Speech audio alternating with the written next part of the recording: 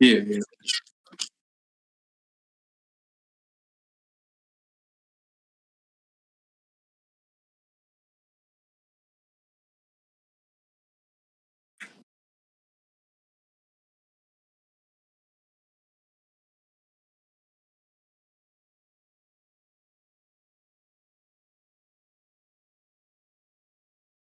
Yeah, the pit fire tournament.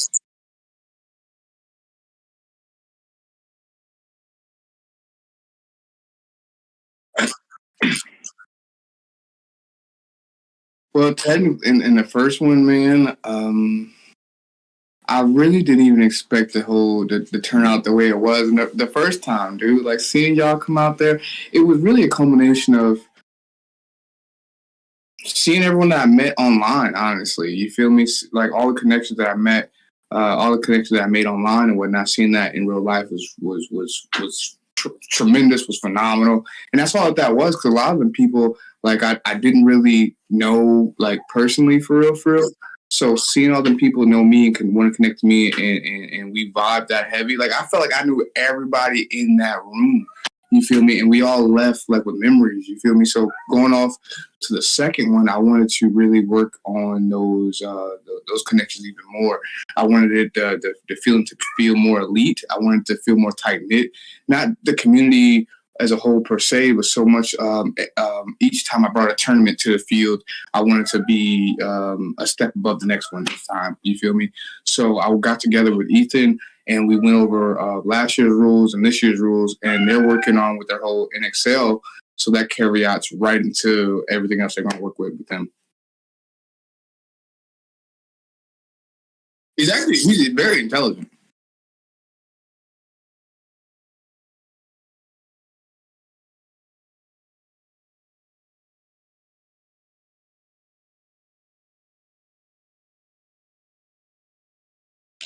Oh God, it really is. Like if I have a question, like especially a business question, I go to Ethan. I'm like, hey man, so what is this?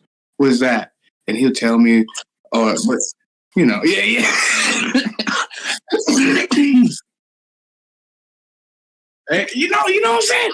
Because he's a CPA lawyer. Yeah, you gotta have a smart, intelligent friend in your pocket, man. I don't want to say it like that, but you feel me? You gotta have smart friends. You feel me? Like your friends gotta be. You gotta have a cooking homie. You gotta have a driving homie. You gotta have a barber. You know what I'm saying? Come on, man. You feel me? Just like the military, man. You gotta always have a homie in S1.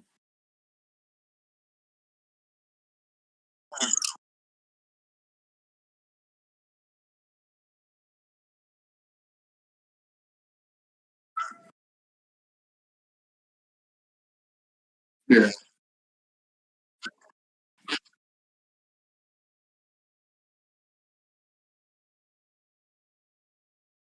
Hey, I love it. I love Speed Soft, man. I like Speed Soft more so than Milsim, or you know what I'm saying. I just think I'm just a militarized person. You feel me? So I never really got down with the whole flashy colors and stuff like that. Not like I liked it that blend in camouflage either. I like neat colors. That's just me. So seeing that was like, man, I went from like seeing it for the first time. I was like, man, this is a Call of Duty lobby, like for real, for real. Like you feel me? Like this is a bunch of brightly colored people. They just go off and they just move real fast. Now seeing it from I guess, a tournament aspect, and then seeing it from what's a good place? What's a good example? High Ground in Texas. I think that's what it's called. Where it's like I went from like John Wick style, where you're in the house. You know what I'm talking about?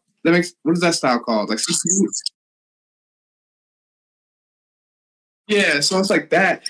So I like seeing that.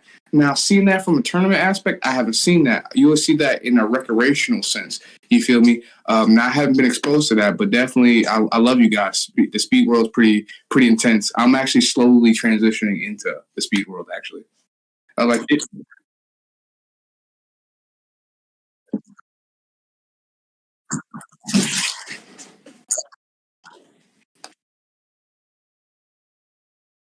Wait. They can't hear me.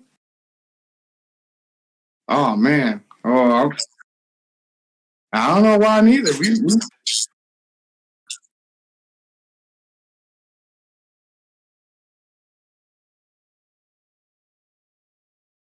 All right. Well, if unfortunately y'all can't hear me and I can't see what y'all saying because I'm on my phone, he's on the laptop, but that's neither here nor there. But I'm slowly getting into the speed world. You feel me? Because if you notice, like I didn't come into the game like I know everything or that I knew anything. You feel me?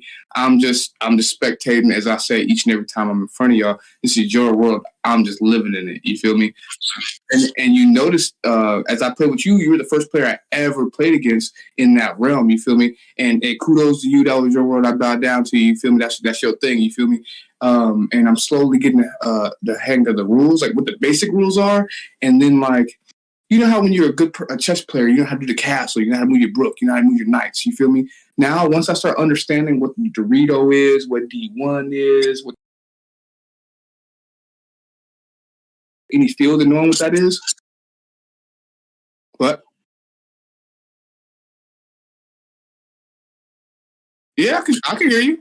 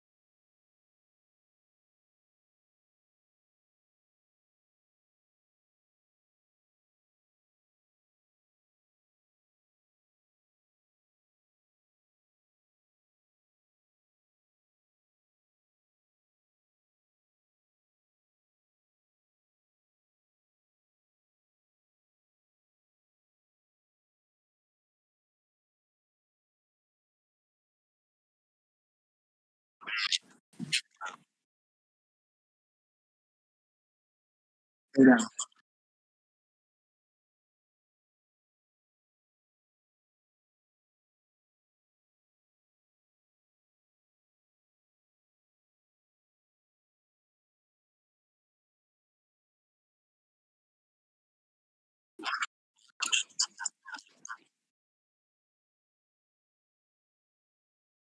Mm-hmm.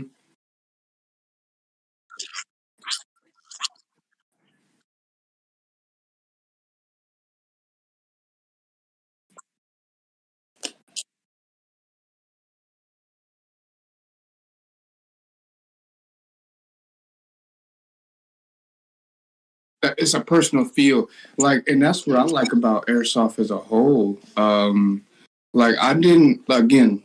Someone messaged me earlier and was like, you're really good at airsoft. I'm like, man, I didn't even know airsoft existed like 2, 3 years ago, dude. Like, not even, like completely did not know airsoft was a thing. Like, I knew paintball existed. Like, I knew Nerf existed, but I didn't know airsoft existed. You feel me? Like, so, and I wish we had this type of thing, knowledge, or someone told us this sport existed in the service because this is really good training. You feel me? And as far as CQB goes for me, I would relate more energetically to the CQB world opposed to the tournament style speed saw because I know I like clearing them corners. You feel me? Like when you come into a room, it's fatal front dominant corner. Like I already know. Like I'm already looking at the rafters. You feel me? Like you feel me? So like I think me from my training that would be easier to flow into. Like that's why I like Milsim. Like you say, yeah, what about snipers and LMGs? You do. I haven't went to like a huge like milsim game like conflicts or like Southern Watch down there in Florida or nothing like that. So I never got exposed to, this massive 500 2-day type stuff. But I mean, it's all the same tactics if you understand tactics, you feel me? If you're in the wood, like ACS, I loved ACS, boy, but I wish I would have understood the boundary lines of ACS a little bit more because I kind of felt like walking on eggshells in a way. Does that make sense? Florida, you had to come to my exposed and just play there, and you wouldn't know where your left or right rattle limits are either. You feel me? You feel me? So I wish I'm gonna go back again if you're in the full experience of ACS. I like ACS.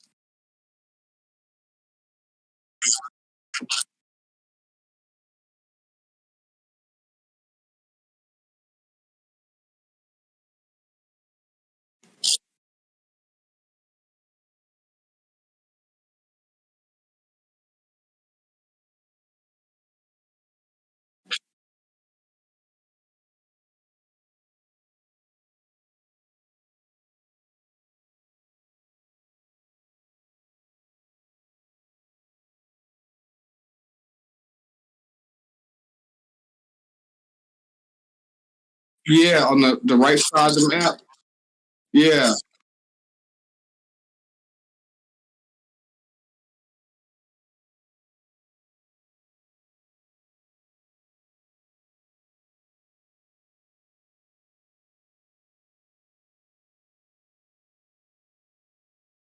In my play style for real, I'm especially at a new field, I map it like really fast. Like so, and I don't know how to articulate my thoughts enough for you to understand it, but I'm gonna try. And this isn't me saying like I'm some like tactical guru or something, but I just see something. You feel me? So if this is our new field, like I took on ACS, I'd never been on that field, and I knew I was wearing my ghillie suit, so I kind of wanted to blend in at least a little bit. So I took that right side to see what was over there. You feel me? I didn't know like how to if that was a good sneak attack, but once I saw that there was a dip, like you saw the level ground, you saw that dip, and I'm like, oh yeah, we can be underneath them. You feel me? So they're up here, we can be underneath them. All right, tight. So this, if I get underneath them, let's see if I can get behind them. So you feel me? So that's why we went all the way right there and we cut up. You feel me? And then they said that that little open field part where the telephone poles was as far as right you can go. So I'm like, all right, bet. So this is far right I can go. Tight. So now I'm about to push in. So I push in until I die. And then once I die, I'll switch the side. You feel me? And then I do the same thing on that side. And then once I die, then I go in the middle. So now I know a whole 180 of what I can and can't do. So how far I can go this way and how far I can go that way. Meanwhile, every time I die, I'm mapping to see where they're at, where we're dying at, and then I'm gonna switch my attack. You feel me? That's why I like Milsim. Like speed, it happens so quickly that you're like, oh, that was 5 matches already? Oh, I couldn't even keep up the first one after we played. I'm like the first. I'm like, I threw up in the parking lot. You saw that?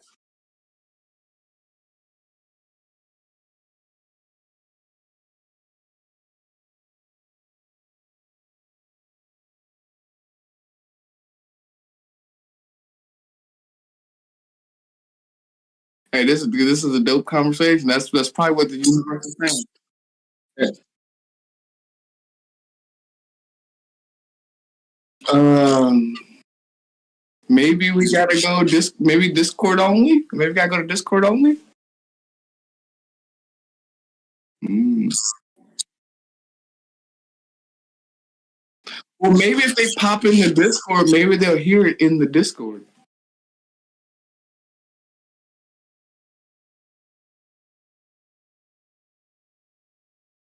I don't know. I'm just thinking of solutions here.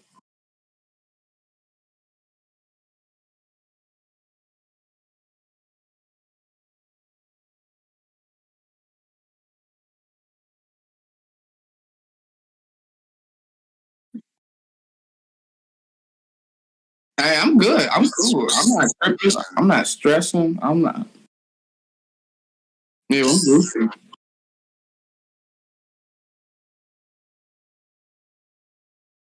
Of course, of course. But I tell you what, though, like now that I'm getting more comfortable in airsoft as a whole, I'm definitely becoming my own person because that's what I wanted to do in airsoft. I didn't want to come into the airsoft and I don't know change the game.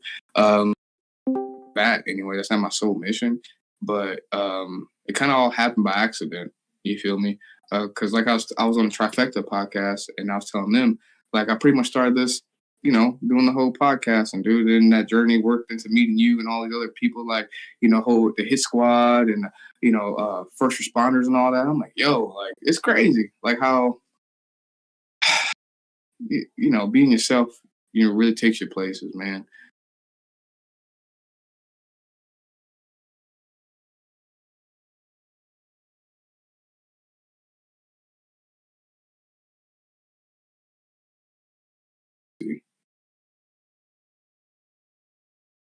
You don't find any middle like ground type fields. You notice that? Like you either go one all the way or the left all the way. You either straight up milsim or you straight up speed soft. There's no like field that's like in the middle. You feel me? Well, how's you've been to HDK, haven't you?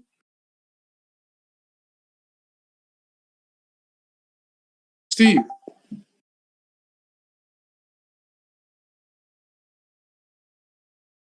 did it freeze?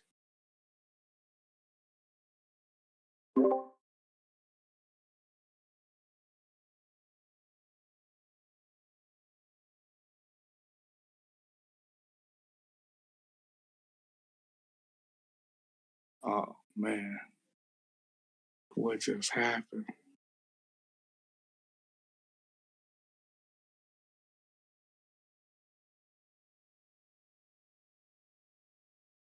Steve,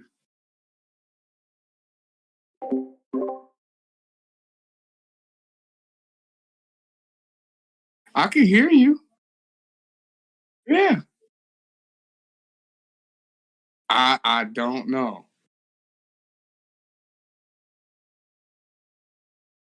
Well, we can just do it like this if you want, man. I don't care.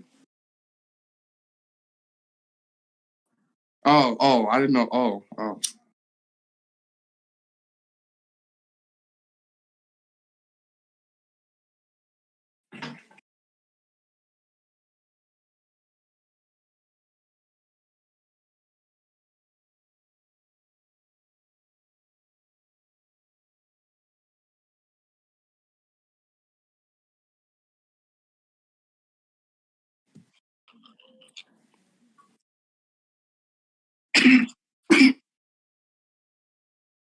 It's a it is the same fast world in airsoft, especially milsim. Um, except where you have to. Okay, let me explain it this way. Speed soft is instant gratification. Milsim is hard work, and here's how. And here's why I say that. I know people are gonna be like, "Don't type in the comments. Stop typing right now. Don't at me. Don't mess with me." Here's what I'm. Just let me explain. So speed soft is straight up fast. You know you're gonna get the kill. But in milsim and airsoft, well, I don't want to keep saying airsoft, but you know what I mean when I say that is you gotta work for that. You feel me? Like you for real gotta work for that. You gotta go around that bush or you gotta go around that building. You really gotta clear that wall. And it's more than just you physically going through the motions and just doing it. You really you still practicing the peaks. You feel me? You can still peak. You feel me? And it's even more faster in the milsim world because they don't peak that fast. You feel me? Like they're rigidly they're peaking, but they're not fluidly peaking like how speed softers do. You feel me? You could take a tactical person real easily if the you feel me because you're more fluid. Especially in your movements, you feel me? You don't see tactical people crawling or really doing any slides for real. Now, if you tactically mix that into your own little style, you'd be crushing people. You feel me? And that's just what that is. You feel me?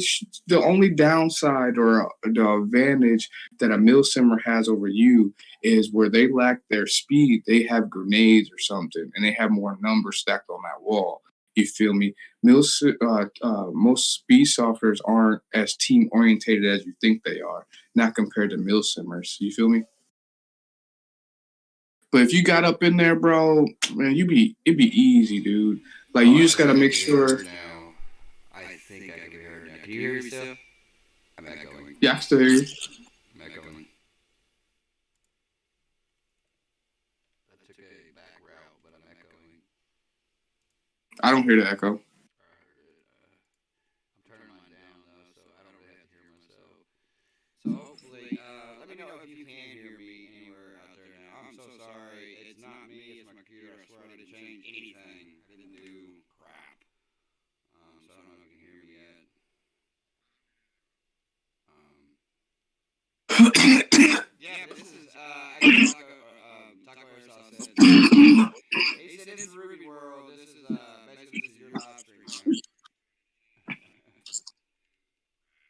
said it's a new live stream?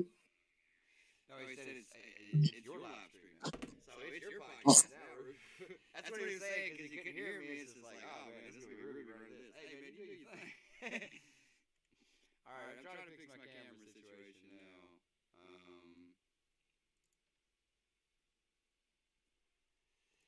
The thing is, my Discord's not recognizing my cameras even here now.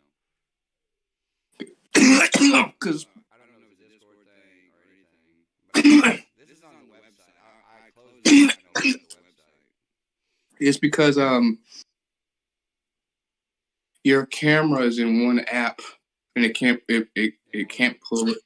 Yeah. Normally, I just do it on this one and I take it off of Discord or OBS, but it's not doing it. It's not wanting to. It doesn't matter. It's not even there on the thing.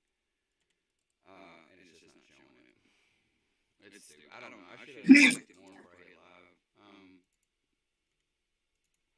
The thing is, it was just working. You know what I mean? Anywho. So you're not coming to practice next week, right?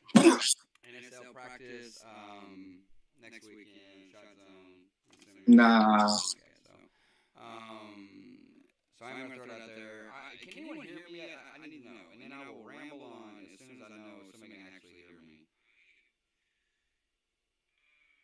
Don't, I'm echoing, bro. I can't do that. They can hear me, but I'm not doing that. I just heard on what's playing.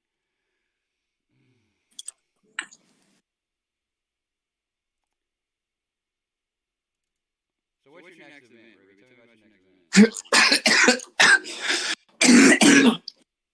Gee.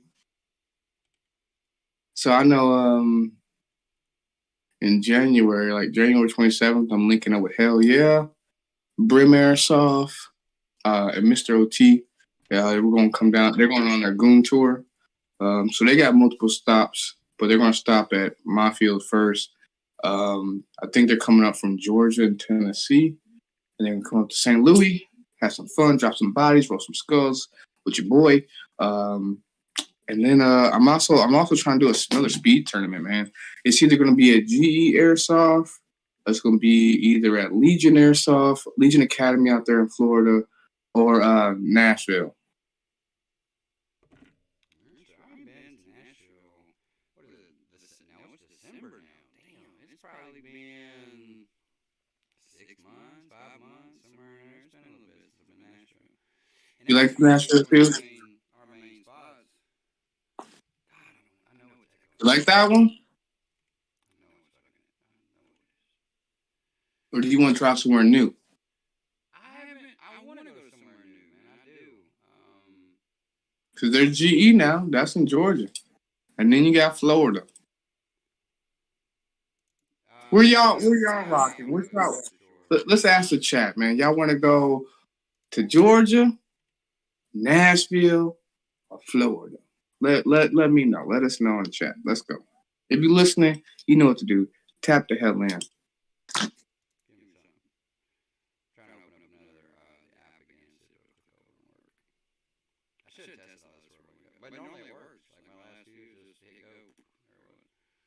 Hey, it happens. It's technology, babe. Even the best military comms go down. Actually, comms go always down. It's taking forever to even open anything.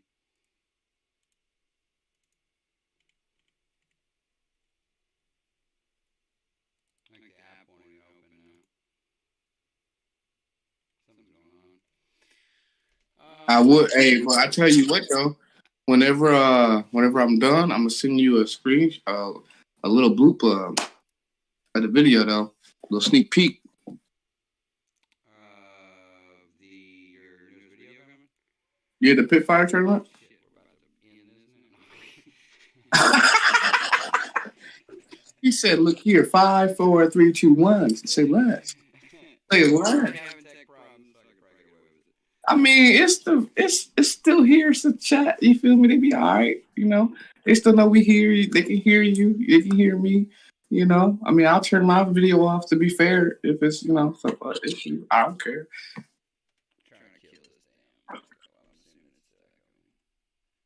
But what the chat say? They pick a state yet? They pick one? I may have just fixed that one here, put these headphones on since I had to open the thing earlier.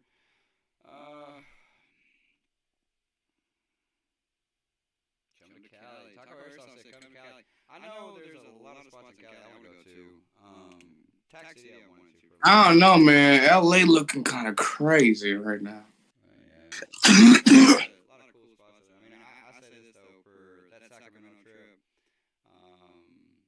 man, that was amazing. That whole event, and there's some good players out there. I ain't even gonna sit here and be like, man, us East boys ain't got nothing to worry about than West Coast. No, they gonna bring some heat. That's for sure.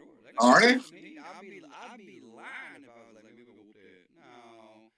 Some of them teams are going to give us some smoke. I know it. But at the same time, I think that they need to be in preparation that they about to come over and smoke us. Hey, how about this? If he said come to Cali, why don't you drop your local airsoft field, boy, and now get in contact with the owners? How about that? How about that? If you a real one, do that. If you a real one, do that. Drop it in the chat. You already know the vibes.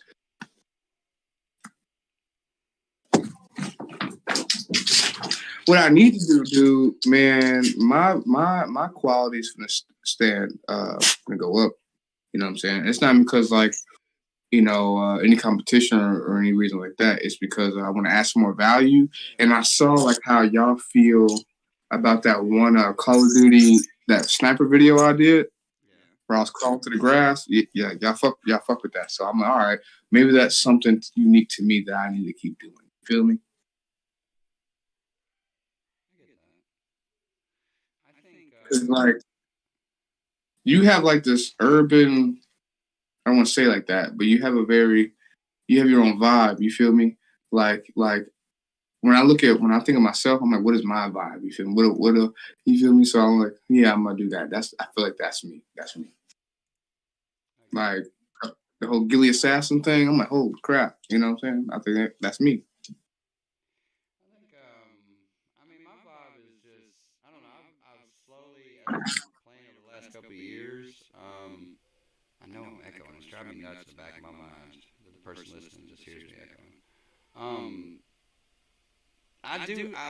It's been hard to develop a niche over the last 2 years, because I don't want to be like other people. I don't. But let's be 100% honest real quick. We get influenced by other people. So when we are influenced by other people, we tend to take small little things here and there, subconsciously and start doing it. So right. I think that's easy to do. You kind of take, and I think it's okay. So if you have like somebody you watch, something like this, and you take small particles, don't mimic them. But take something they're doing that's successful, put your own twist to it, and go with it. Exactly. So finding that's been hard over the last couple of years. I think it reflects on like something like Instagram. From when I first started posting things and things I was doing, content, how it looked to 2.5 years later, how it looks now. You can see trying to find my place. You know what I mean? And so far, 2.5 years in, I'm settled in where I'm at. I like a speed soft kind of world kind of thing, and I like the darker kind of vibe. So like, if I post a picture or something like that, I like that darker, what you say, that grunge way to say it, kind of look to it. I mean, because let's get honest, I've said it before too, is Airsoft is 10% game, it's not 90% looks. We put things together. We carry on a certain look. If you wanted to, put your guns, like it's something like scopes. How many people actually use scopes? How many actually, or a red dot? How many people actually use red dot? Not too many people. Admittedly, how many people I've talked to. But what is it there for? It's there for looks. And we do that with a lot of parts or pieces and stuff. And we're like, hey, that looks cool. I want to get that. So I mean, it kind of comes in the. And the rest is just playing the game. But it's, I mean, come on. I mean, it's kind of like, I get to, say like a big meal something. Man, like, I get to dress up and look like a soldier and I get to go shoot people and I get to role play this. You know what I mean? Like, that's so cool. You know what I mean? What you're putting on a character that's say it for what it is. It's putting on a character. You go in there and you play Airsoft as your character, which is really neat. So everybody kind of creates their own with a call sign. Hold on. I mean, you're not wrong though. You nailed that right on the head, like right on the head. Like it is definitely just role playing. You feel me? And it is make believe. And that's what I try to express that once you understand that there's a tactical side of airsoft, and then what airsoft really is, there's toys at the end of the day. I mean, there's limitations to this, so like you can only take it so seriously past the point that this is a toy. You feel me? Like the BB's only gonna go straight for so long. You feel me? And or you're only gonna see the flight path for so long. You feel me? Until it goes whichever way because of a branch or a leaf or the wind. You know. Yeah. But it is the coolest thing ever. I say it a lot, and I'm cheesing right now. I know my camera ain't on, but I'm cheesing. I get a smile on my face, and I'm just like, man, Airsoft is the coolest shit ever, bro. It really is. Like, and I can't believe I didn't know this sport was or existed at all. Like, period. Like, it existed for like since your whole life. Like, I'm like, what? Like, what? Like, I'm with you. I was blown away. Like, bro, like I was blown away. Okay, so here's when airsoft clicked for me. Okay, like so I always was playing cops and robbers as kids. You know, we start off with little stick wars. You know, then you're like pew pew. Then you play hide go seek or FBI versus whoever terrorist or something. You know, you get that or you got to be it. You got to find all your other cousins type of thing. You know what I'm saying? So, like, I always liked those games. You feel me?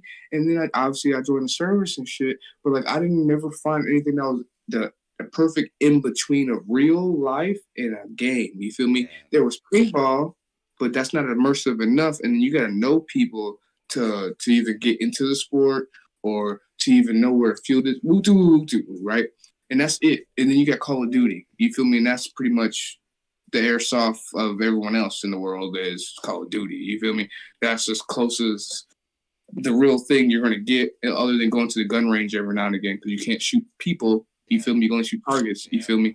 So, and then once I found this, I'm like, yo, this is real. You could really hide in the bush. You could really get a ghillie suit. You could really, really, really get in there. You feel me? You could really hide in this nook and just pew, pew, pew, pew. You feel me? Because what is real life? You feel me? And then I started being like, okay, so this is, there's 1,000 of different toy replicas. There's whoop-de-woos, right? All right. Well, what's the Jordans? I wanted to figure out what the standard of airsoft was. You feel me? Well, what's the standard of the sport? So I know, you feel me? Like, you want to know what so like, I'm like, okay, EP1s was the thing. I'm like, oh, that's top notch or something? They were like, yeah, that's, Gucci gear. I'm like, is it? But these $32 mags is Gucci. Like, okay. All right. Then I know what a high mag was and then a mid cap. And I'm like, so high caps are frowned upon, huh? They're like, yeah, you're like a little battle Morocco. I'm like, oh, okay, so let me throw these away then. Yeah. Hold on. Did you just hit him with a battle Morocco?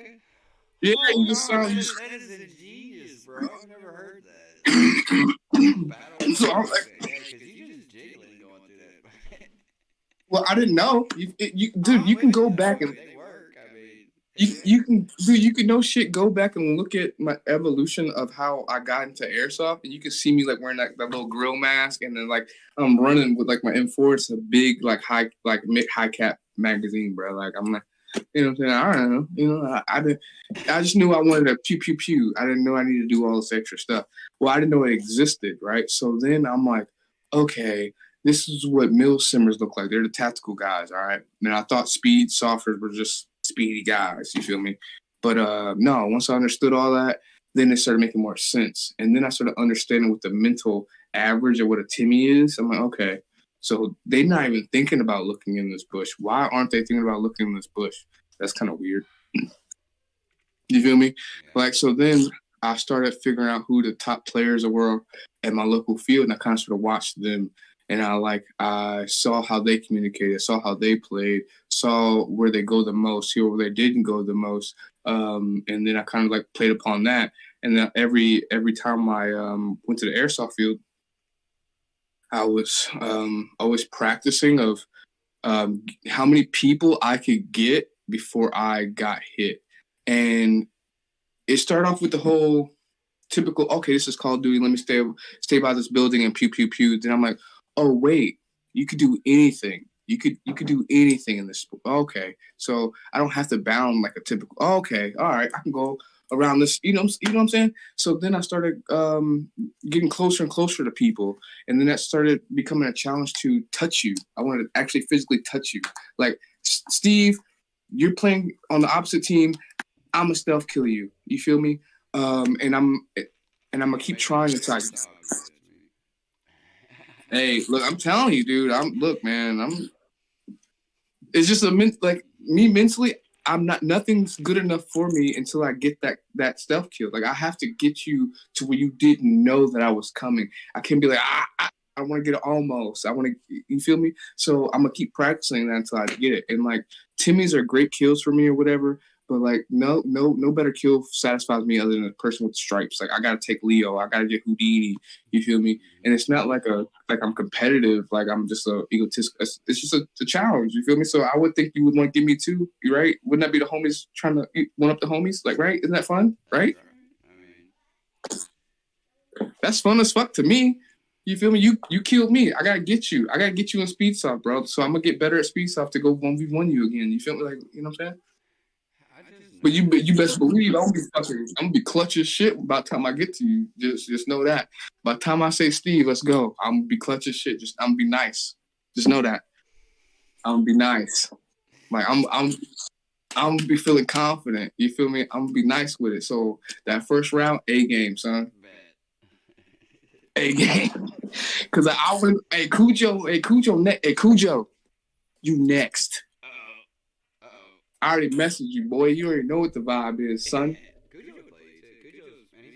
Hey, Cujo nasty, dude. Cujo.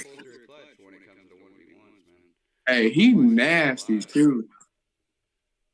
And he do it with all that mask on, so you know he ain't going to overheat. You feel me? Damn.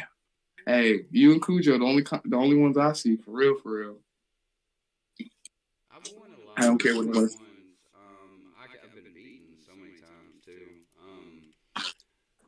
I pulled through on a few, especially with placement. I did it for HTK. I placed this out of a 1v1. What's your third, and I did it at Shot Zone recently. That 1v1 with me and Constantine, that put us in third. What was your most memorable tournament? Damn, that's a good question. Deep thoughts. I'm good with it. I don't know. My most memorable one. I guess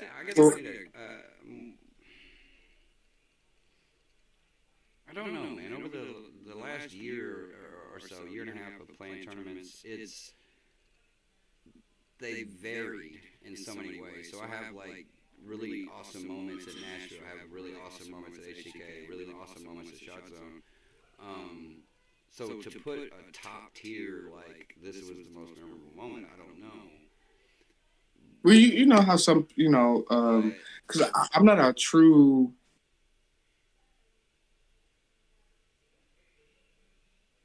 Athlete, I guess you could say. I'm not like a sports fanatic about any sport, so I'm not like, you know what I'm saying? Like some people are like, man, back in, when I scored that triple double around that loop back, you know what I'm saying? Okay, like you seem like a real speed soft. Like this is your thing. Like you eat, sleep, breathe, speed soft. You feel me? So I wasn't saying it like that. I was just saying like, is there a tournament that you ever was like, your Rocky moment, your Apollo and Creed moment, where you're like, yeah, all right. Then I can even touch on a little 1v1 since we was just talking about it a minute ago. I had a win on one of my homies, Caleb, Predator, at HTK on a 1v1 and caught him with a one ball. It was pretty. It was fun. Like, just that shot felt really good on him. And he's my homie, man. I love that dude to death, man. I mean, I really do. So to play my homie like that and to win that, and he was, oh man, he wasn't mad about it. He was happy for me. You know what I mean? And I went Yeah. to mags and stuff, but I'll never forget that shot. I've done it on Esmond. I think this last one was a pretty flex moment when I pulled on Constantine. He knows it, how it worked. And I was pointing when you go back to the review to look and watch me play. We start and I juke right. I wanted to go right and shoot. As soon as I got right, I didn't even care where he was. I just started shooting because I want him to think I'm in the back left corner. And as soon as I shoot, that's when you just pull out, shoot, and move. Immediately move. He thinks I'm here, but he don't see me moving. Chestnut checkers. I'm moving a piece over here. And as soon as he looks out from wedge, what we was calling wedge, he thinks I'm in the back left corner. So he's exposed looking left, and I'm already on his right, and I'm over there to his, far right, and caught him perfect. He had no idea I was there. That's how I think in normal airsoft. That's exactly how I think it moved too. I don't sit there and I'm like, nah. As soon as I poop boop and you duck, I'm moving. Because I think you see, you get it. It's fun too, man, because you can really bump off. Like if I'm holding real tight to a structure, right before I move, sometimes I'll touch it with my knee, not enough to get a penalty, but enough to move it. Because if you happen to glance out there and see it moving, and you didn't see me move, but you see the object moving, you're gonna call that number out. Hey, he's right there, but when I'm not really there, that it moves. You know what I mean? Or throwing him. And that's another thing. I didn't know you couldn't jump over barriers. I didn't know you couldn't move over barriers. Yeah, so I'm thinking that was. Oh, I didn't know that. I've You thrown feel me? magazines at bunkers out there. Like literally, if I'm about to run out, just take that magazine, toss it, hit a bunker, and it'll distract them sometimes and make them think somebody's right there. You know what I mean? If they don't see the magazine flying through the air. You know what I mean? Hey, I mean, it's a clever tactic. I mean, it's something to do to distract. Hardcover. It's a clever tactic. You feel me? Like you wouldn't know that tactic unless you were an experienced player. You feel me? So like, and that's another thing where I'm like, I slowly want to understand this. That's half of the sport, so I can know those things. Where I know you feel me? That's a. I mean, I think I'm a pretty good player. I'm not going to say I'm the best player in the world by no means, but I think I hold my own. I mean, I do. I know how many bodies I've dropped. You know what I mean? And I've been dropped. I end up in a dead box all the time in tournaments. I call my shit. I die a lot. But I've sent plenty of people. Yeah, I don't think anyone's invincible. I don't even think genders are foxes. And I don't ever want to get cocky like that. Like 1v1, hey man, anybody want to play? Hey man, you might kill me, bro. I mean, it's cool. It's airsoft. It's not. I ain't got to be the best. I don't care. And that's why I don't understand how people be fighting, like grown ass men be fighting. But I'll do you a fair one. I'll tell you my favorite kill, or like one that I felt really, really accomplished of. Was that one video? It's recent. I can't remember. I think it's like Invisible Ghillie Sniper scared the shit out of players.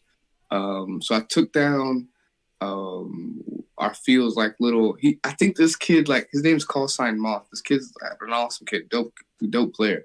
But he's like a local sniper. He was go head to head sometimes. So I got him, and then as I eliminated him, I saw two other players, and I stalked the crap out of these players, dude. Like it was a solid 15 minutes. Like I followed behind them. I watched them go one way, then I watched them stop, and they turn around, go back with them. Hey, bro, it's in the video, bro. It's in the video, dude. Like it's crazy. Like so, I touched this kid, dude, and he looks back at me, and like watching the sheer look, like shock on someone's face was glorious. You feel me?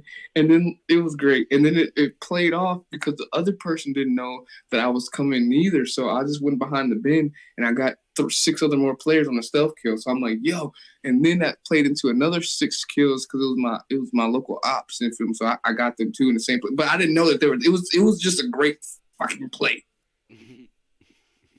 I was just so calm. I felt so proud of I didn't care about any other part of the day except that play because it was so great. I was like, you just reminded me of another play. Actually, 2 plays that I did. One was at a domination game, the nighttime domination game, blue versus red, when Scott from US Airsoft and Demo, HTK outdoor event. All right, I'm on blue team with D. All right, my homies are all on blue. We're all in here. We're on top of this hill. They say go. It's already dark. And we're with Keep talking. I'm grabbing wraps. Keep talking. All right, it's already dark. So we're all lined up on this hill as, I'm sorry, we was red. We wasn't blue. Anywho, we start playing more than Milsom guys. U.S. Airsoft, I mean, a lot of guys from Milsom crew tended to gravitate that way. Speed softers tended to gravitate towards, Demo, naturally. Anyways, we get up here, man, and when they say go, bro, we come running. I mean, we look like some Vikings coming roaring at us here. I know we do. I don't get to see it because I'm part of that Viking crew, but we come running. Bro, and I remember hitting my knees, and the grass was a little dewy. It was a little, just moisture outside and stuff. This is right after the regionals tournament. And I remember I had these knee pads on, big plastic ones, but I'm running. I hit my knees, and I started shooting before I even, stop. I'm already shooting, and it felt so cool, but I slid further than intended. I only intended to slide just a little bit to the structure. Bro, I mean, you could have played that tone at a Tokyo Drift, how I come sliding up there, man. I was shooting, bro, and I mean, it felt so boss to me, because I slid, and I'm sliding, and then already shooting. It just felt cool. That was an amazing night. It was a lot of fun. Or, one more real quick is, ACS. I don't remember the game. Hey, man, we got to go back to ACS, man. Man, I could go tomorrow, but I'm not. I got some stuff to do. I may stop by there tomorrow. Oh, pause. Hold up, man. I didn't say tomorrow, G. I did not say tomorrow. No, that's a drive for your boy. That's a 4-hour drive for your boy. We're going to have to plan that a little bit more. You know what I'm saying? I know what you mean. No, but this, I don't know what game mode we was playing, but I remember running through center field, and I'm running into Burger Town. Remember Burger Town building? And you know how it had you could go on the stairs and get on top of the building? Anyways, I'm coming running from shipment into there, and I had a flashbang in my hand, and I come running, and I throw this. The enemy's already at the tree line. I'm trying to get in there. I remember running, and I take my flashbang, and I throw it up to the roof as I run into the room. So, and it worked perfect, man. It was some John Wick shit. When I ran, I already pulled the pin, held it, ran, threw it, and as soon as I threw it, I went ahead and shouldered my rifle. I didn't have my monk at the time. I had a regular stock. And come bursting through the Burger Town and killed 2 people in the back. And it felt so fucking glorifying, man, that when the grenade went off, perfect timing, boof. So I don't know if anyone was even up there. I didn't take a chance, just ran through it, keep going, shoulder, kill 2. The flashbang went off. Bro, it felt like something out of a movie. Do you carry a pistol, or do you ever carry a sidearm? At a time, I've carried I had an AW a year and a half ago or something. I carried it as a sidearm for a minute, but that's it. Other than that, I played with adapters and used it as a primary while I was on the field. Exactly, I noticed that. I think the only I want to say it like that. Hold up, pause. The only player I saw or seen kind of sort of play both sides like that is Aiden from the leader of Havoc Airsoft. I mean Chaos Airsoft. Out there in Chicago. He does milsim. You feel me? You know what I'm saying? But it's just a common thing I noticed. You feel me? Y'all only have a primary if you notice that. Yeah. That's with you talking about just in these tournament ideas and things like that. I mean, even if Speed Software can play open play game, they always have a primary. I never saw. It's very rare to see them with a primary and a pistol. You feel like even a holster. I mean, so, I guess if I had the right milsim set up, I mean, gladly would love to have one. Not so much on the hip, but kind of to the the right of the thigh. Yeah, I got you. I can help you out, man. Like if I can bring you into this world. I come and you bring me in your world, man. I'm not against playing it at all. I think a lot of it is Speedsoft takes a lot of my time with my commitment there. Plus, I'm a dad. I have a full-time job. I do a lot of things. Yeah. And the milsims, man, it's just like the Speedsoft is more important, but I'm not saying milsim is not important at all. Like I don't want to do it. It's just finding the right time for it and stuff like that. And I want a good spot. What we was talking about earlier, the CQB, indoor kind of stuff, things like that. I do not want to walk half a mile. I already need to stop smoking anyways. But walk half a mile just to get shot, just to sit there and bleed out, turn back around, do it again, and it's just like that. I don't want to do. But And that's why it will make you focus on setting that challenge. Like, I can't die. You feel me? Or you're gonna die. I agree. I don't want to die. And that's what I do. You feel me? So like, and that's why I take the game serious. Not serious enough to punch you in the face if I lose, but serious enough to be like, damn, I'm mad at myself. I need to improve. You feel me? Is counting my deaths. You feel me? It's just like, I don't even care about how many kills I get. I care about how many times I died today. You feel me? Like the whole warrior mentality, come home with your shield not on it. You feel me?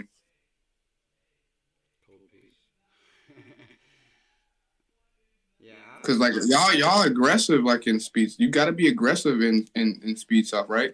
So you and you can't be and you can't be a coochie.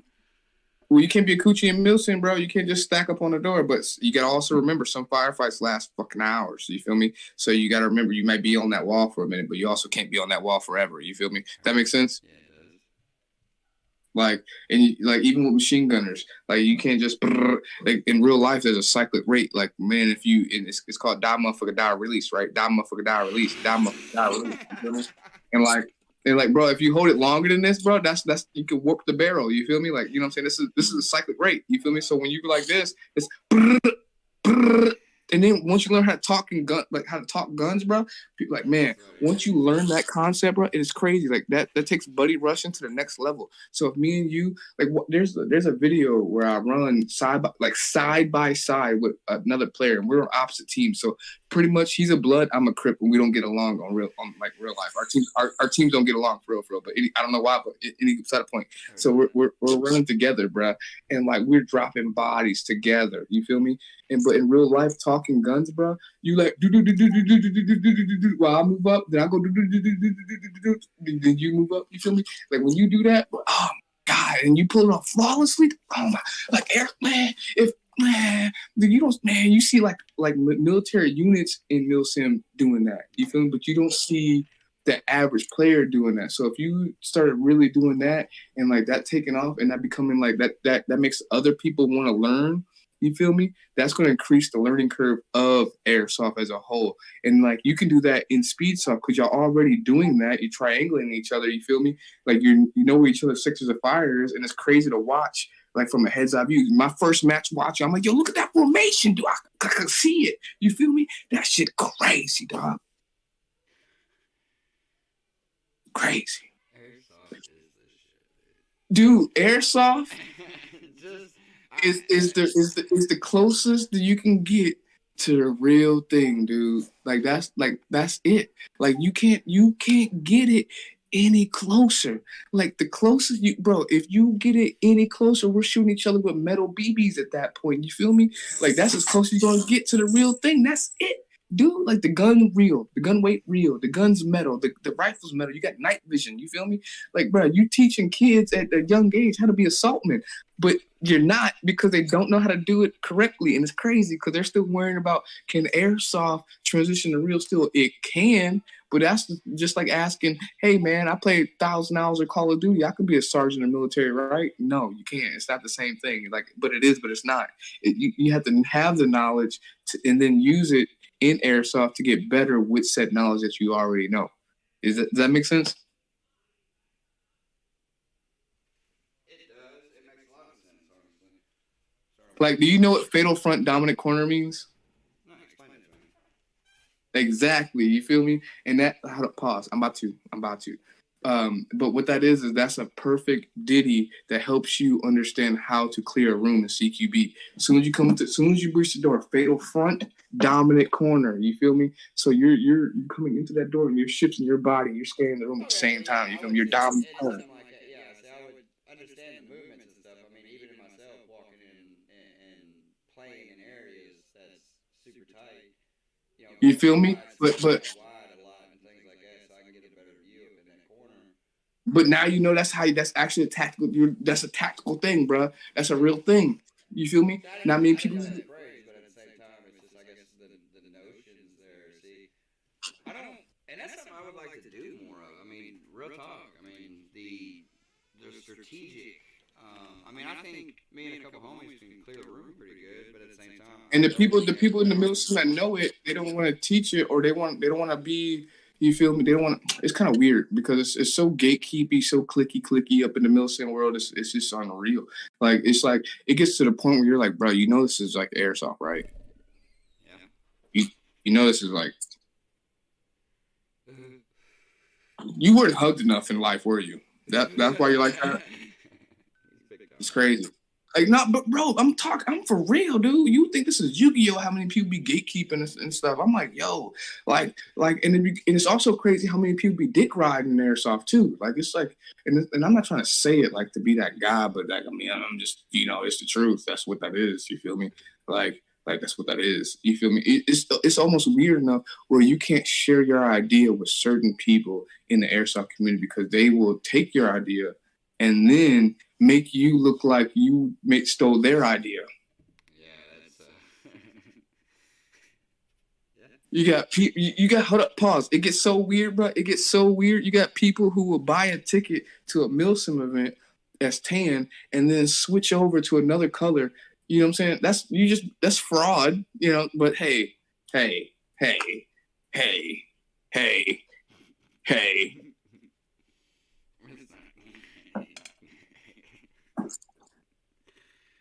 Like I'm not trying to be that dude, but you see it though. But then you don't. But people won't say nothing to this person, but they'll say something to Steve CQB though. They will say something to me if I was. Like you gotta see that, and that happens more. You think just speed soft is petty? No, milsim life is even more pettier, bro.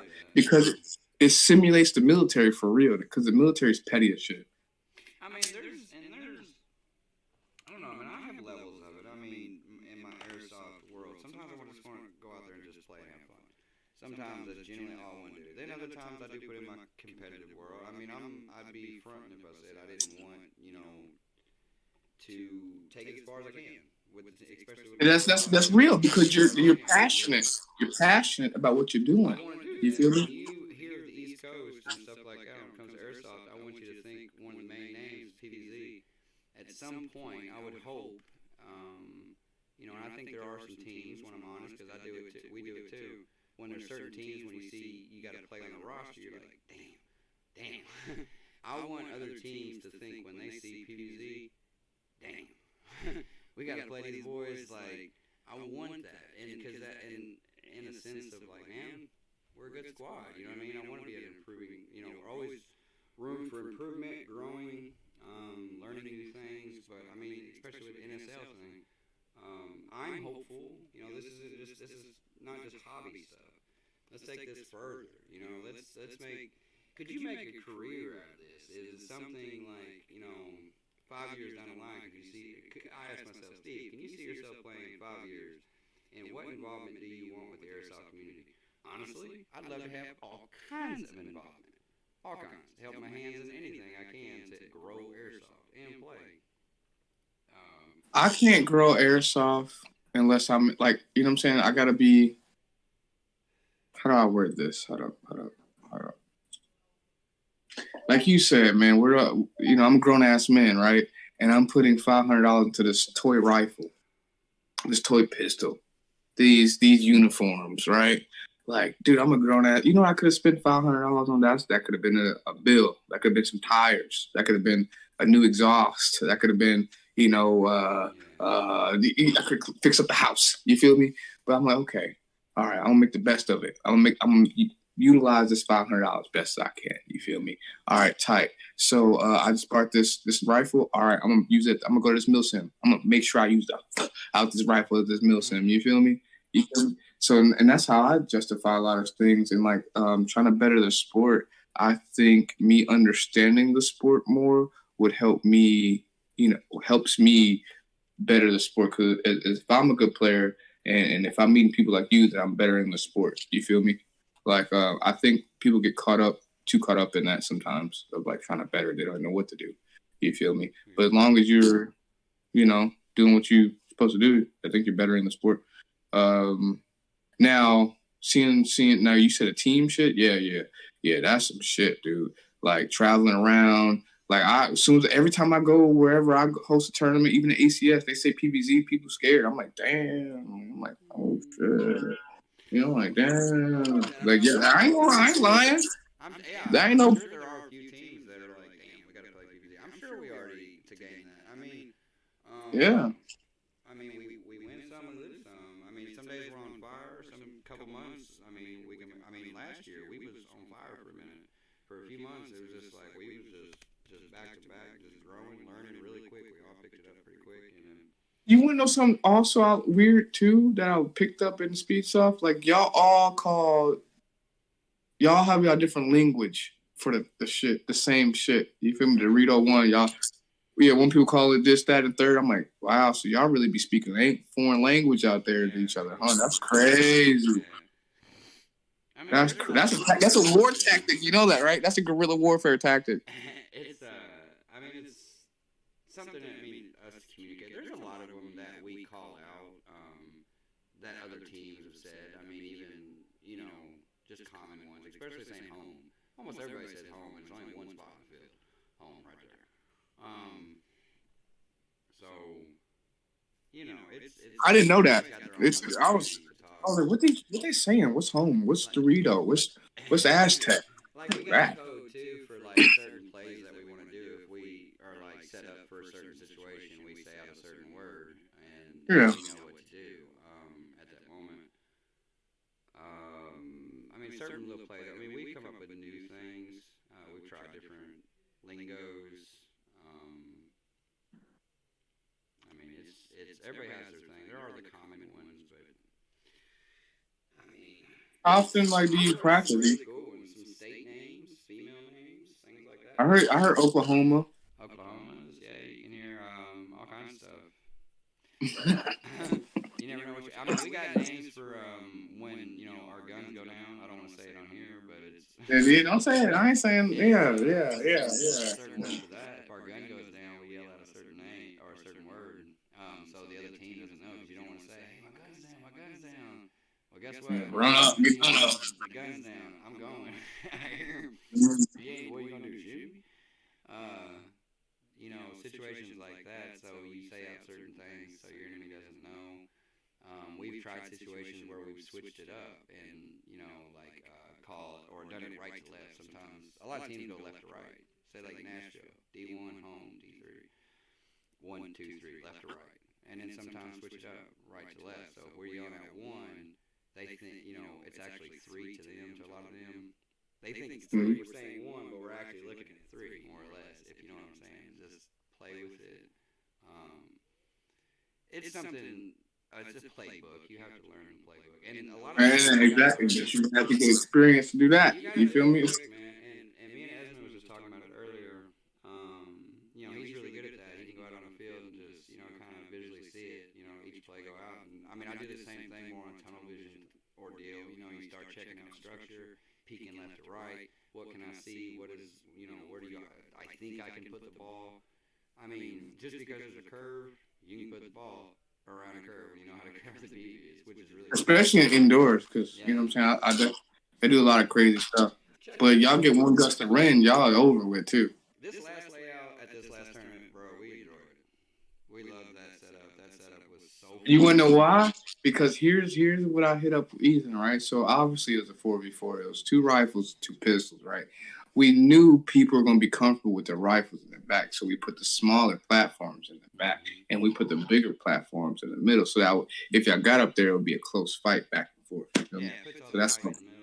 And that's and Ethan ain't stupid. He's got reasons for that too. At the same time, and thoughts. I love that y'all did that. Just bring it in there early, or bring it in the center, bring all the fight. Yeah, and I brought my team up there to add additional refs, so that way we would have a ref per player. So that way, because the first tournament, it was a little, you feel me? I know, refs will do. I wanted to try to eliminate that best as possible. Again, that worked into that tight-knitness and that eliteness of what I wanted to do. So that way, you felt pressured as a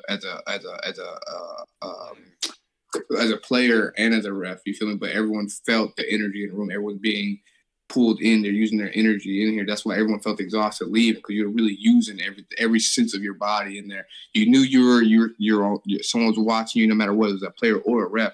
Eyes were on you. We had 10 cameras in the room. You feel me? You knew that I was in the room. You feel me? It was just a whole vibe, and I really like that.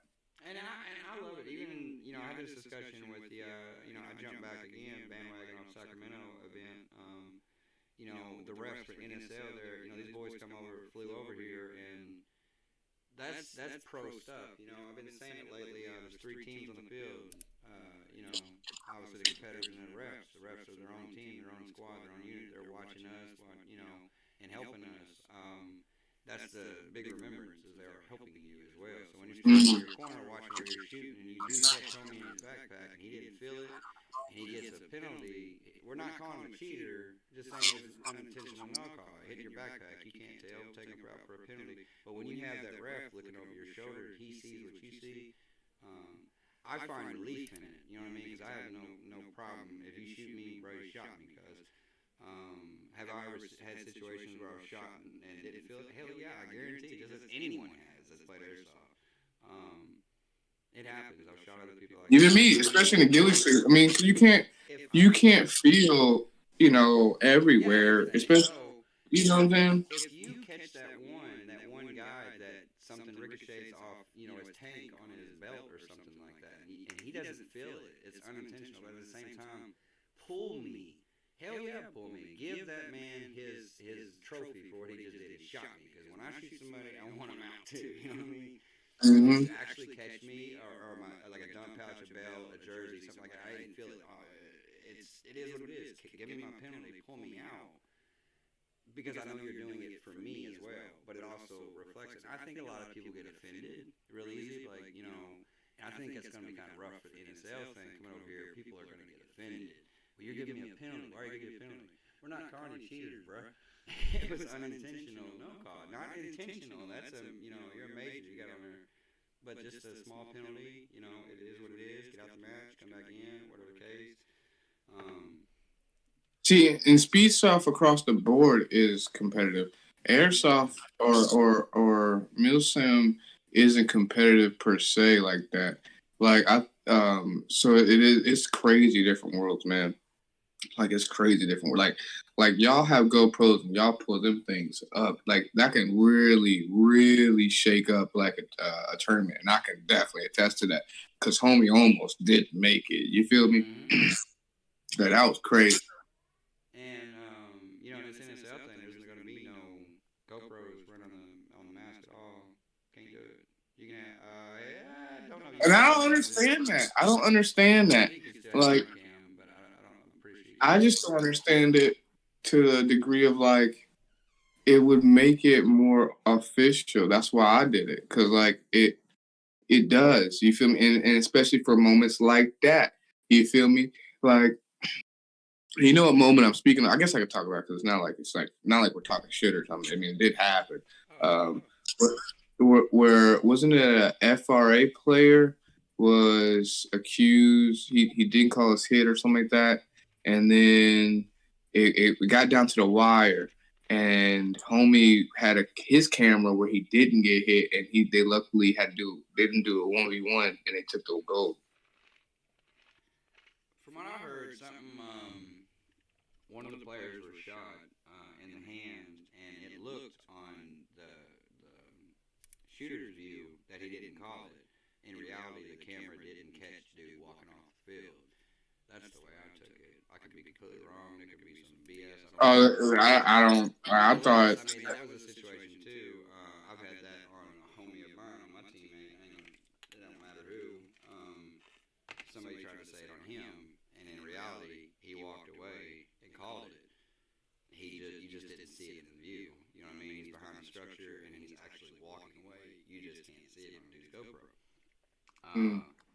So I don't know if that was the case actually. I don't know. Yeah, I thought the situation was homie thought he shot him out, like what you said, but not even walking away. He just kept playing, but on the other players' end, he did. So that's what I thought it was. I don't know. That's why I just was like, yeah, ref, y'all handle that. I don't even know what to say. What's new for you, bro? Because you said you done with the coffee and podcast, and you moving on to something else. Let me kind of bring it to I that. mean done, but you know you Well, no, moving no, on. I'm You not. I'm not done. And it sucks, just like this scenario here. But I guess all things happen for a reason. Like this scenario here, I'm pretty sure that the audience could still hear my voice echoing. So this is like a tech problem. It don't pop up much. But why I start with that is there's things I want to fix. There's things I want to do different, improve. Try to do some things different with the podcast. So it's going to be more open. Certain conversations that I wouldn't have before, I'm more willing to have. Certain things, just I want to keep it going. I love it. I think it's fun. I think it can be helpful for others. I think are some people that listen to it. I mean, there's people that told me they listen to it. Some of the guys have told me they listen to it while they're at work. They don't always catch it live. They come back and listen to it and things like that. yeah. I like it, and it's something I want to do. YouTube is definitely something I want to do. Do I want to see more subs, more things like this? Absolutely. Who wouldn't? I mean, come on now. Let's be honest. If you got a channel, you want to see it grow. I want to water it and watch it grow. I think you want to see anything that you invest your time with like pay off. You feel me? I don't think you feel me? 2 years of recording this. You go back and look at all my videos. I got over 200 something videos. I definitely want to grow this stuff. But the podcast thing is very interesting to me because I listen to podcasts, different kind of podcasts, things like that. I wish I had the money to invest into it. Now I don't know if you've seen one of my videos that out here, actually a shed that I own, 8x12 is. I can tell you all about that, bro. That's how I started this So I whole want to thing. keep it. And I had my own studio and all that. this shed is going to be pretty eye opener though, because I'm doing drywall and doing all that stuff, setting it up like a little YouTube studio office out here, running electrical. I do all that stuff for a living anyway, so I know how to do it. I'm gonna build it in my shed. It's gonna be nice. You'll see what I mean. You'll see. See, that's what I was gonna. I was actually because I don't have. That's my thing. I don't have property, so I wasn't gonna. I couldn't just build a shed. So I was like, well, homely, would have land. That's where I was going with it mentally. And then I was gonna buy a tough shed and then do what you're saying, and that's where I came to revelation with now. But I was like, maybe I could make it portable and just put that as a trailer, and then just go and interview people like Steve and pull up to the like fields, you feel me? And hey, this is the Goes Room podcast, and you would never know because it's always the same scene, but it's in a trailer. That's how I was gonna do it because I knew you couldn't travel to the studio all the time, or it would be you feel me? So I couldn't. Like my problem came into be that I didn't need to be in the studio every day. So here I am paying electricity, this, that, third, and rent, and whatnot, in a place where I'm not in there every day. And it just didn't seem. You feel me? So I was like, so then I was like, all right, screw that. So then that's when you saw my first interviews at people's houses. I'm like, okay, I can just easily pull up, get my GoPros, and just record do this. You feel me? And then I was like, I need to be more professional with. Like, I want to hit more crisp. I want you to see the pores on this person's skin. So then that's where I hit with the camera. You feel me? And I'm like, all right, bet. Like, you can even see this right here. This is like some like a stage light. You feel me? Like some actual camera. You feel me? I just want to do different shit. But like where you're at right there, yeah, bro. Like I even have an LLC and all that. Like Goes Room's actual business. You feel me? So like I sponsor myself at the same time. You feel me? So Goes Room sponsors Codename Ruby. Codename Ruby is an umbrella of Goes Room. So whenever I'm done and I don't want to host a podcast or do the whole main thing, you could easily take, hey man, it's a Goes Room, man. I'm Steve CQB, the dude with the host with the most. Bam, when we back. You feel me? And then I can still do Codename Ruby. You feel me? And that's why I do festivals and host other parties and whatnot to also keep myself in this said environment / limelight. I mean, I don't want to say limelight, but like working. I mean, there's nothing wrong with that. I think whether it's for some people don't want to, some people want to be low key. I mean, some people. I wouldn't go bring people to my house, and I can't Twitch stream like other people do. So I got to figure out what's best in what I got. You feel me? And I would like to set up things like that later. I mean, with this new thing I'm gonna build, the camera view, the things you see behind me in regular videos, like sponsors, things like that. I'm gonna put stuff behind me, a different setting, make it nice, make it pretty. Because I like looking at things like that. When I'm watching somebody, I'm like, I'm looking around the room too. Like, what do you got in your room? What's behind you? You know what I mean? So when you start putting little things like lights back there, it just makes it pleasant to the eye. Because with YouTube and stuff, it's not just. I mean, we all know that funny word called algorithm, but it's not. There's also a psychological thing to content. How when you do it, how you do it, and what you're trying to draw in, and you're Yes, and the energy and the energy that you have too. You feel me? Because that depicts how people are going to view you and the character that you're creating. Like, and people get caught up in it, and that's why they get super egotistical. And then some people can't separate the person from the art. But you got to also understand that there is an art to this whole thing. Even the thumbnail making and the title making and when you're posting and who you're connecting with, how you're doing your content, how your narration. Like, at the end of the day, like, you can have, there's a million different softwares out there, but it's all about, you know, how creative you are and how long can you maintain that output of whatever you're creating. You feel me? And if you can't maintain that, then you got to switch it up and figure out what can you do that you can maintain effortlessly. Because you got to post even when you don't want to post. You got to post, and if you're a Airsoft person, because it's the Airsoft initiative we're talking to, Airsoft community, if you got dope gear and you're not really taking pictures, but you want to be seen in your dope gear, but you're half-ass taking pictures, you're clearly not going to get anywhere. You feel me? You don't really want this, bro. You got to be taking pictures, bro. You got to really next level that shit. Yeah. Sponsorship. I mean, everyone's going to appreciate that. I mean, even to the ones that I have, you know, let's say Cubby. I directly messaged the dude for, I mean, I'm sponsored by Cubby Style, you know, by the way, 5% my name. But yeah, man, he's you know, we have an agreement. It's not my whole team. It's just me. I'm the only one with him. And we have a relationship of what we do, you know, what he gives and takes, you know, from me and what I give and take. Hold up. Not to cut you off. But people in teams get upset too when a player like that, you know, like y'all on a team, but you got the sponsorship. Why don't the whole team get the sponsorship? People feel some type of jaded way when you get in the content realm too. And man, for real, I've thought that with my own teammates and stuff. My teammates, I mean, they all say no. They don't care. I mean, if one of them low key cares, I don't know. I'm sorry. I mean, I don't know what to. I mean, I shot it to Cubby, you know, months ago. It's like, hey man, I was shouting out. There was things I wanted to review for the channel, things like that. You know, and he's like, hey man, I might holler at you next year, 2023. All right, bet. While later, next thing I know, he just popped up out of nowhere. He's like, hey man, I'm going to go ahead. I mean, because I can personally say that because I mean that's you know I got into a conversation like that, a colorful conversation like that with one of my homeboys because you know they wanted you know even one of my homies. We're not on the same team, but he came up and told me he had his team do that. So he's running the whole team channel and whatnot, but he's not doing he doesn't have his own thing.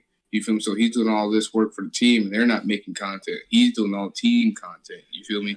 So then he's like, I'm gonna go make my own content. You feel me? Yeah. And then you feel me? It's kind of that's why I'm trying to like Airsoft is crazy weird, especially with sponsorships and whatnot, because then you hate on a sponsored player. You feel me? And I never you know. I encourage it, man. And I'm just one of them people, man. I want to see my homies eat. I want to see others eat. Right. And if I get something that one of my homies don't, or they get something I don't, man, it's okay, bro. It's don't trip. Like in my head, I want you to work just as hard as me, bro. I want you to bring something to the table too. You feel me? If you see me with what tight, now you gotta get one. Not the same one that I got. I don't care though. I'm not bitching about it. Even though I ain't gonna be that guy. But you know what I'm saying though. You feel me? Like don't hate on the dude. Do something great. You feel me? Like if you want to be a turtle, be the best turtle, bro. Go dress up as a turtle. Get some turtle armor, bro. I want to see that. That'd be dope. But don't think I'm gonna push the dream for you because you're like, hey, Ruby, I got this idea. All right, tight. Do it. All right, bet. Like I mean, it's in your head. It's your idea. At the end of the day, I can't see it. You feel me? So you feel me? Like you see this type of behavior in the airsoft world. So I don't even know how to react to it sometimes. I'm like, this is what is this? Is this real life right now? You can't tell me I'm crazy because you haven't experienced this shit before. I guess in a sense, yeah, for sure. God, deep thoughts. Maybe it's just me, man. Maybe I'm just venting. Maybe I'm venting. That's the place meant too. It'd be crazy, man. It'd be crazy. Like, man, if I wish I could tell you some of this stuff. Like, I had people pretending to be me before, like, and I don't even know how to take. I don't even know how to take. Like, I had a person. I can't say his name. I ain't gonna say it like that. I ain't gonna put it, you know. But people know of this thing. This dude was passing out my stickers and was like, "I'm codenamed Ruby, bro." And I'm like, "Wow." Good luck playing me. And it was like, and it's crazy because he's white. How do you be me, bro? You're white. I'm covered in tattoos that are white. No. I hear what you're saying. Homie was white pretending to be me. What? Yes, that's what I'm trying to say. That's what I'm trying to say.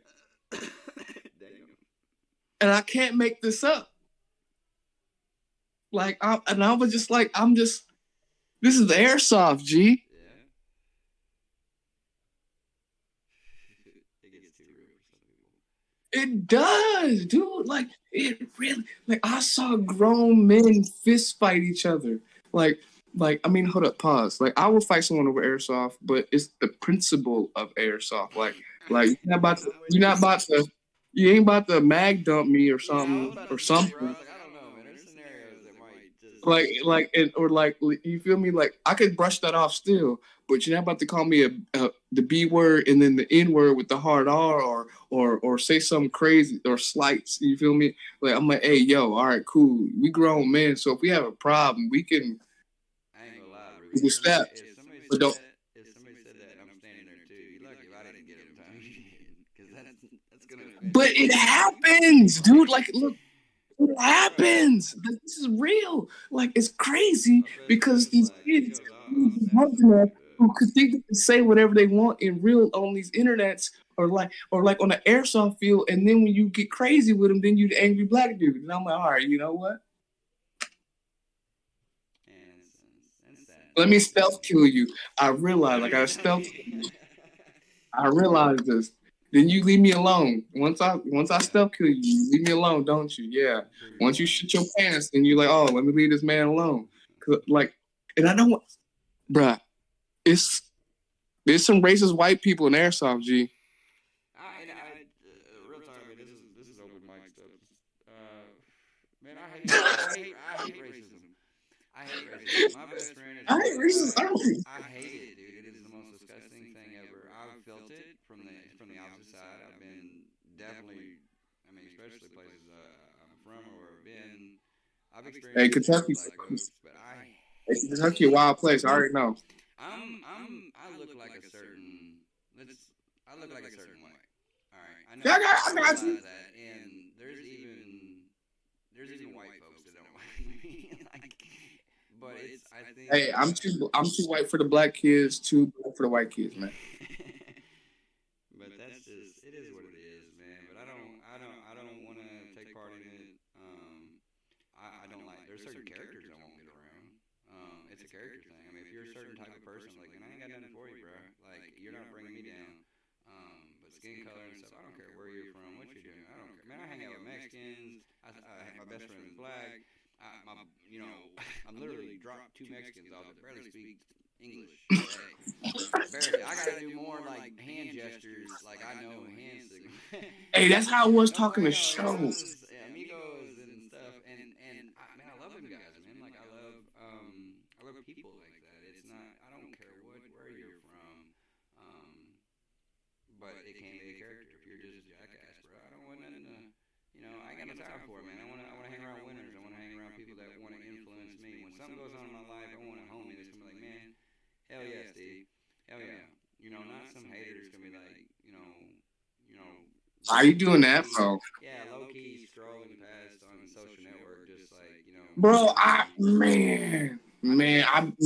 know you be reading my statuses on Facebook, G. I be feeling that. I be calling people out like subliminally, G. I be like, cause there's no fucking way, dude. Like, hold on, I'm gonna keep it G real, cause we friends on Facebook, G. Yo, so like, so you saw that picture I posted about that painting I got, right? The drawing I got. Yo, I had a relative. I had two relatives comment and then also like it, right? I'm like, wow, you think I'd be like, oh, they liked it, great. I'm like, y'all like this? Y'all saw this status? This the status that got y'all to like it? Y'all like the painting that I got? Y'all what? Where was y'all at when you know what I'm saying? I'm over here because like you said, people scroll past it, right? Where was you at when I'm like posting my business or posting this, that, and third? You know what I'm saying? You scrolling past that, but you here for my blessings or stuff. Like, come on, man, that's crazy. Yeah. And like, man, it's just And I forget where I heard it. It might have been on a podcast or something, man, or it might have been something. No, actually, no, I remember who it is. It's a barber, white guy, does haircuts on TikTok and stuff like that. But he said he was talking about when a homie gets or represent your homie and support him like you do a celebrity that doesn't know you exist. Right. And that's real stuff, man. When you got somebody that's like, it is. Man, help promote that too. Throw it out there. You know what I mean? If somebody's sharing something, trying to get, talking about, don't be a cheapskate. If your homie opens up a business, go spend some money with him. All the money. Don't bro, if you might go spend your money with your homie and support your homies. You know what I mean? You should be you hear me? Like, at least give him a chance. If your homie's a barber, he just started barber school. At least give him a chance to fuck your head up. Mine's falling out anyways. Fuck mine. I mean, I'm just saying though. At least you gotta give him a chance. You feel me? You can't not give him a chance. You gotta give him a chance. Your dreads been there a while, man. I don't know. Hey, me? Oh, I don't get haircuts, homie. I get the side shaver. That's it. Like, nah. I'll look at you crazy. Nah, and it's crazy you say that because I maybe let 6 people out of my whole lock phase touch my hair, bro. I'm that picky. And the lady I go to, bro, I see her maybe like. I see her like once every 3 months or something. You feel me? But that's who I go to. Like, see, that's another thing about my business ethic, my work ethic, bro. Like, if I rock with you, I rock with you. If I don't rock with you, bro. Like, and if you're a business person, like, and I give you money to make a photo, and it's not what I asked for, I'm not rocking with you again. Thank you, but fuck you. Thank you. Never again. I'm not recommending you. You feel me? And if I recommend a company, I rock with that company. You feel me? I'm not faking it. You feel me? Nah, I'm good. Now, if my homie asked me about you, I'm gonna keep it G real. You feel me? I didn't like what he did. You try him. I didn't like what he did for me. You feel me? But like what you said, bro. Like you could probably have if you promote your business or your YouTube, because you see this especially in the YouTube community with the Airsoft people, bro. I watch everyone's stuff. That's how I came into the game, watching people's stuff. You feel me? That's how I really started learning what you can and can't do in Airsoft. I realized that Airsoft isn't even regulated. How's this game been along for so long? And there's no like set standard. There's no set standard on anything. You feel me? But yet so many people are opinionated. You feel me? So many people are upset when they go home after the game. You feel me? Like, what is cheating? What is not cheating? What is this? What is that? What is inbound? What is that? You feel me? And then you can't. Fields don't even have a rules where it's like you go by them. It's kind of like a guideline. Nah, nigga, I need you to go by this because I need this ref to know this because if this player does it over here, you feel me? I don't want to. You feel me? And where I'm going with that is, hold up, let me like this. Ouch.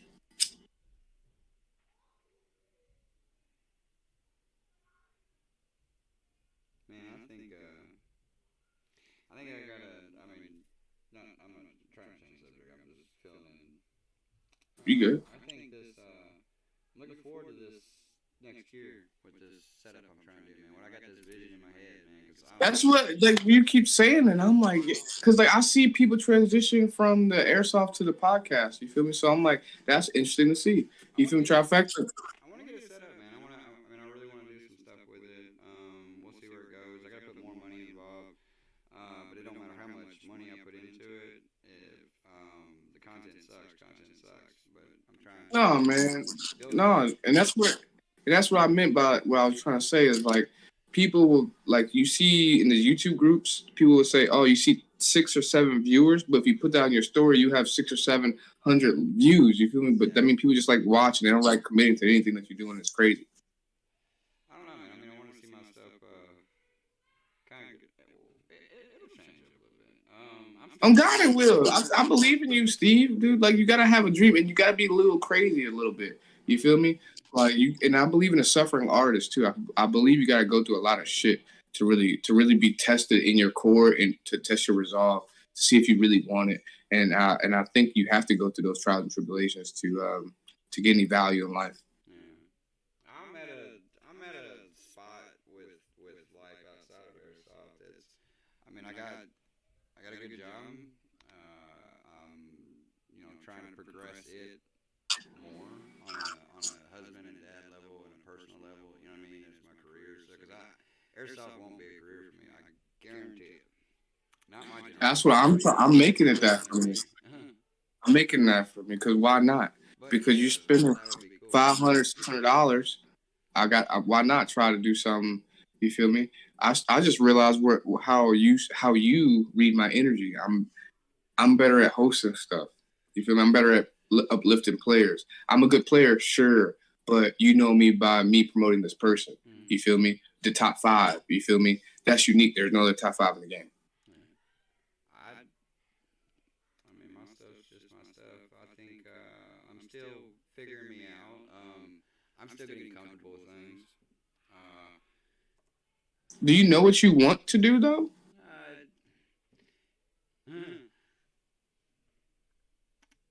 You got to figure that one out. Okay, with my channel, what would I like to see? I don't know what I want to do, but I know what I'd like to see if I could see it in a result. And I usually do this. I've asked this question on these things before. Where's Airsoft in 5 years? Well, guess what? Where's Steve QB in 5 years? Where am I at? At the moment, my scenario in life, I'm ready to take it on some more. I'm ready to get stronger with it. Like I said, 2023 is going to be pretty cool. New things opening up. So I would like to see in 5 years with YouTube, I would like to get out there more. I would like to have more subs. I would love to see it because that would mean my stuff's paying off. But guess what? If I'm still not even at 2,000 in 5 years, the videos will still be uploaded because at the end of the day, no matter who supports me, I always started this thing just for me and my homies to go back and look at what we played. And that's it. I mean, if it succeeds, it succeeds. If not, as corny as it's gonna sound, I literally make my content event by event, and then I look back at it as one big scrapbook. I mean, I do have an overall goal, because as I asked you that, I asked myself, what do I want to do? I think podcast wise, I want to be like No Jumper, in the way where I talk to whoever I want, like Joe Rogan, but kind of have hit like a Joe Rogan vibe. But I understand that I have to build who Ruby is, and building Ruby is going on these adventures and meeting you. Yeah. And I understand that. I understand the big picture of what I have to do as a character, as a main character, to get to that end goal. You feel me? And to get to that Joe Rogan podcast, stuff like this has to happen. You feel me? Even controversy will happen. Even failure will happen. I'm gonna look at. I would say one day I'm gonna be great, then one day I'm gonna be like a shit. That's how life works. Is ebb and flow. Damn. Oof. And then at some point you're gonna look at yourself and be like, do I really want all this? I mean, I would like to see things like that. I mean, I understand that outside of YouTube, as a grown man, I'm 34. Like I said, I have a wife and kids and home and things like that. Man, have you had people bring your private life into public life? As in, I have like. I don't share a lot of my close life anymore. I used to on Facebook. Now I share memes and little stuff, or like something about work, promoting some job we're working on, or a meme or something like that. Sometimes tagged with my wife and kids. Other than that, I keep all personal stuff. I face my problems, not Facebook, more or less. That's for me. That gets like tiring. Nobody's brought mine in, and I hope they don't. They better not. Don't talk about my wife or kids ever. I don't care who you are. Leave my wife and kids out of it. They got nothing to do with nothing. You know. So if anything, it'd be a personal level. But I don't meet characters like that in Airsoft that I feel like they're gonna bring my personal life in anything. Man, but I think most people wouldn't. I think most people would see that disrespectful or a level you don't cross. You know what I mean? Don't bring people's, you know. I don't know. Like, Yeah, like I on mean, Instagram, you follow me on Instagram. You see yeah, how I put my kids, my wife, my nothing like that. Instagram is strictly for I play Airsoft. This is what I do. This is what Instagram. How I see Instagram. You promote what you do. I play yeah. Airsoft, bro. So Instagram is it. You don't need to know about my wife, my kids, my job, and nothing. Airsoft is what you need to know about on Instagram. Facebook. Like I said in that one status, like sometimes, man, it'd be hard to express yourself. You know what I'm saying? Because I'll be seeing other people post stuff sometimes. I'll be, man, I want to post that. You know, my kids, you feel me? I ain't got kids, but you know what I'm saying? You feel me? But then I'm like, man, internet, man, be crazy. Internet is crazy. You know what I'm saying? Like, it'd be hard. And then you also got to maintain, like, this facade. I don't want to say it like that, but, like, as if you don't go through nothing. You feel me? You feel me? As if you don't feel shit. You feel me? And, you know, social media is just crazy, man. Yeah, that's me just venting. You know what I'm saying? I'm just being real though. Social media is crazy. Like it is hard. Like you can't post your feelings all the time. You feel me? No, Like you do know, like you notice that like you can't really post your feelings all the time, or not all. Sometimes I'll say something slick. I do put little quotes on there, little Ooh. things that I come across or I agree with, or I say. But you can't be like, hey man, today I just wanna, or hey man, I just really feel sad that you know my cat died. You feel me? Or you know what I'm saying? I don't know. I don't know. As a man, it'd be society's kind of crazy. That's all. Yeah, because what was it? Was it Chris Rock? No, it's Tucker. Chris Tucker. No, Rock. No, it's Chris. Is it the one, the conditional men, or women? Yeah, you know the quote. Yeah, so that. Yeah, it's Chris Rock. It's Chris Rock. Something to think on. Women, children, or dogs are loved unconditionally. Yeah, we are. Isn't that crazy? Isn't that crazy? Like, and I think, like, we, as much as we don't want to bring the real world into Airsoft, that's what plays into like a lot of people's content and a lot of people's idea of like, some people get into Airsoft just to be famous. I'm like, that is crazy.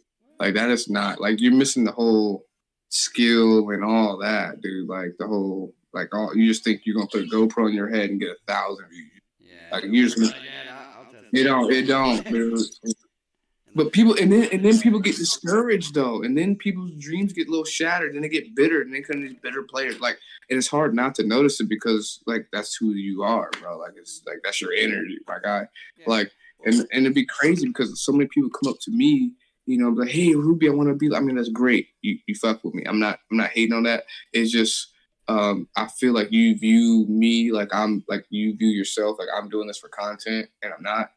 But that's great that you want to do that. But I advise that you actually have fun with it. Right. I mean, but man, it's just be a crazy world. Like some of the interactions that I see, like some of the things that I read, it just be crazy. And it'd be like, man, this is Airsoft. Like if you strip the layers back, I think a lot of people play Airsoft to be seen. That make any sense?